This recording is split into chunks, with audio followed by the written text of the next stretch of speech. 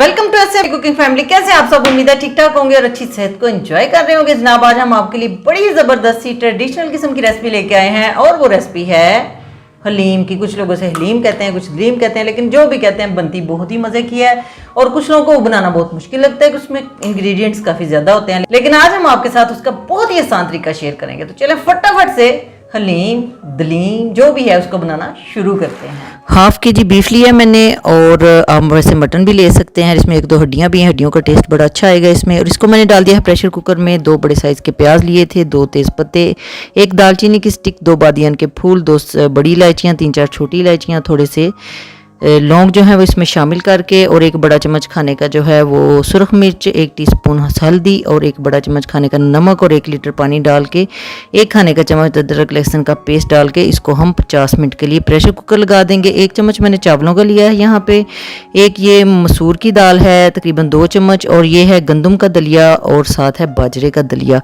गंदम का दलिया 2 चम्मच है और बाजरे का दलिया 1 चम्मच है। ये माश की दाल है और मूंग की दाल है, ये भी 1-1, 1.5 चम्मच है। 2 चम्मच चने की दाल है और ये है बार्ले पोरिज यानी कि जौ का दलिया जो होता है।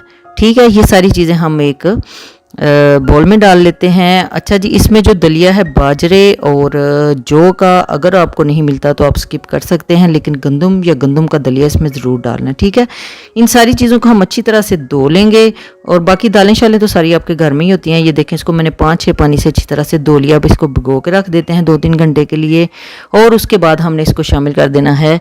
एक पैन में डाल देंगे और इसको उबाल लेंगे। दालों को हमने इतना उबालना है कि अच्छी तरह से गल जाएं।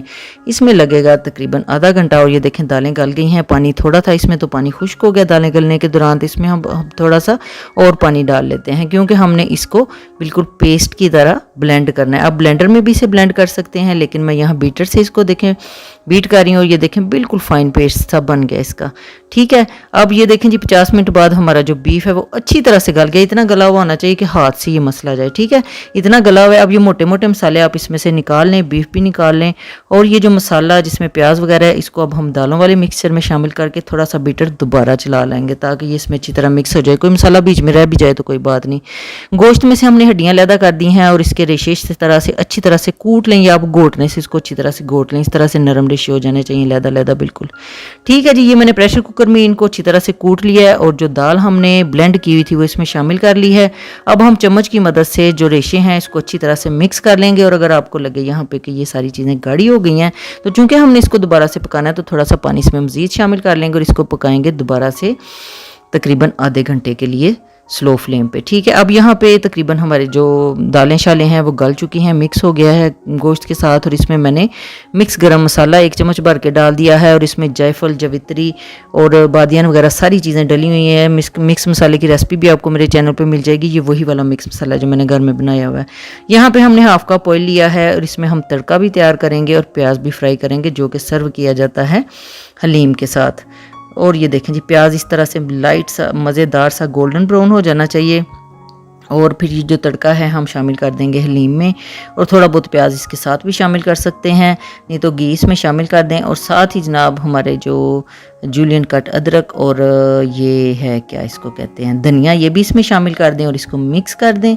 अब आ जाते हैं हम सर्विंग की तरफ। और ये देखें आपको रेशे नज़र आ रहे हैं ना, जितना ज़्यादा बीफ होगा उतने ज़्यादा रेशे बनेंगे। ठीक है, यहाँ पे हमने एक प्लेट में सर्व कर लिया और ये साथ नींबू, जूलियन कट अदरक और फ्राइड प्याज और साथ सब्ज़ मिर्चें भी आप रख लें तो क्या बात है। ये देखें जी मज़ेदार हलीम इस तरीके से बनाएं और खाएं। तो कैसी लगी आपको हमारी मजेदार सी हलीम की रेसिपी? अगर अच्छी लगी है तो वीडियो को लाइक कर दें और दोस्तों के साथ भी शेयर करें। फिर मिलेंगे किसी नई मजेदार सी रेसिपी के साथ। Stay positive, stay healthy. अल्लाह हाफिज़।